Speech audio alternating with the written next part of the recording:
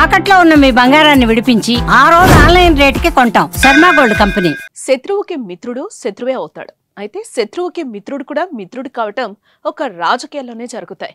ఇక్కడ శాశ్వత శత్రువులు కానీ శాశ్వత మిత్రులు ఉండరు. ఇలాంటి సీన్స్ కు ఏపీ పాలిటిక్స్ ఏం తక్కువ కాదు. తాజాగా అలాంటి హాట్ టాపిక్ ఒకటి జరుగుతోంది తెలుగు రాజకీయాల్లో. అదే మంత్రి నారా లోకేష్ రాజకీయ వ్యూహకర్త ప్రశాంత్ కిషోర్ తో భేటీ.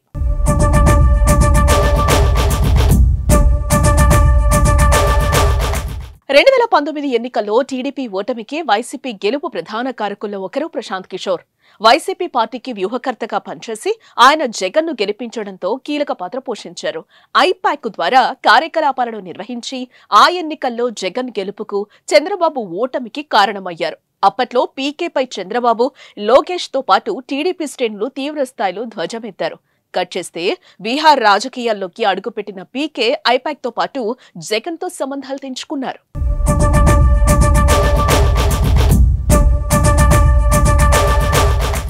అంతేకాదు, ఎన్నికలకు ముందు లోకేష్ ను కలిశారు. ఎన్నికల్లో అనుసరించాల్సిన వ్యూహంపై చర్చించారు.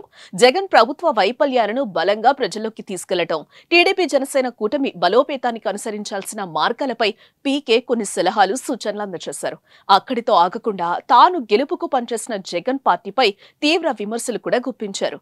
అప్పట్లో అది పెద్ద దుమారమే రేపింది. అయితే ఎన్నికల్లో గెలుపు కోసమే పీకే సలహాలు టీడీపీ తీసుకున్నట్టు అనుకున్నారు. కానీ తాజాగా నారా లోకేష్ కిషోర్ తో భేటీ జరగటం తెలుగు రాష్ట్రాల పాలిటిక్స్ లో ఆసక్తిని పెంచింది.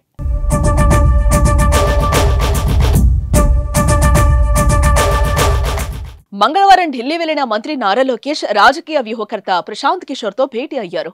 ఇరువురి మధ్య దాదాపు గంటకు పైగానే సమావేశం జరిగింది.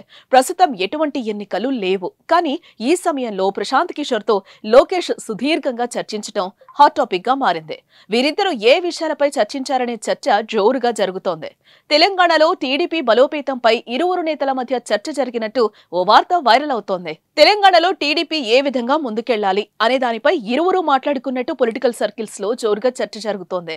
దాంతో పాటు 6 నెలల్లో ప్రభుత్వం పనితీరు, అమలు చేస్తున్న పథకాల గురించి లోకేష్ వివరించినట్టు సమాచారం. ఏదేమైనా వీరిద్దరి భేటీ వెనుక రహస్యం మాత్రం రాజకీయాలను రంజుగా మార్చింది. మరి ఈ భేటీపై మీ అభిప్రాయాన్ని కామెంట్ చేయండి.